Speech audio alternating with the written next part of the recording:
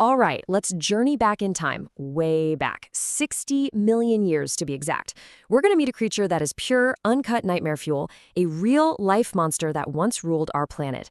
This is the incredible story of Titanoboa, the Serpent King. Now, to really understand this creature, you gotta understand its world. So let's rewind the clock. Picture an Earth that was ancient, wild, and totally untamed. A planet long, long before humans ever showed up. I mean, we're talking about a time before any of it. Before our cities, our highways, our buildings, before the first spark of what we call civilization even existed. In this ancient world, the rules were different. Life was bigger. It was an era where the Earth didn't belong to us. It belonged to giants. It belonged to monsters. This primeval Earth was a seriously dangerous place.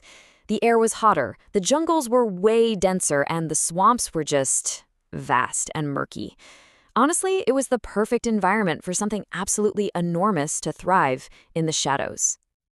And deep in those murky waters, something was always there, a predator of just unimaginable scale. Silent, patient, and always, always hungry. So it's time to meet the star of our show, Titanoboa. And let me be perfectly clear about something. This isn't a myth. It's not a legend or some campfire story. This animal was real.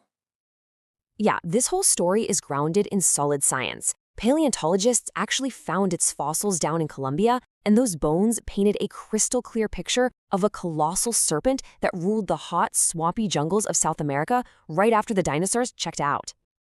Okay, let's get into the scale of this thing, because this is where your brain is gonna start to melt a little.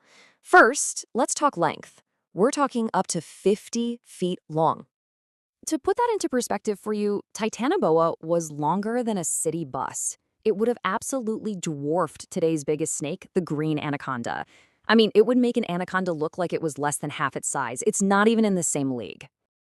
And it wasn't just long, oh no. This thing was heavy, incredibly heavy. Its estimated weight was over 1 ton. That's heavier than a pickup truck. We're talking about a creature whose body was literally as thick as a tree trunk. It was, for all intents and purposes, a living, breathing wall of muscle. So the big question is, how does a creature this massive not only survive but completely dominate its environment?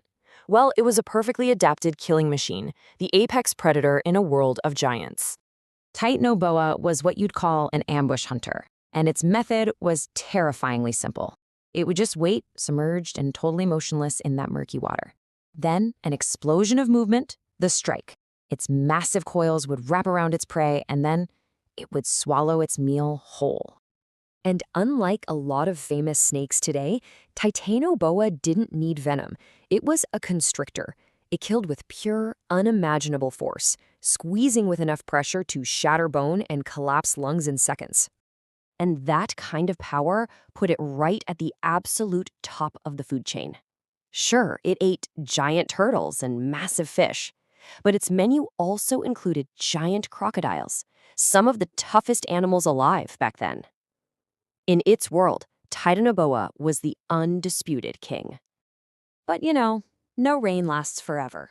The dynasty of this Serpent King eventually came to an end. And it wasn't at the jaws of some bigger, badder predator. Nope. It ended because the world itself began to turn against it. The whole process was slow, but it was inevitable.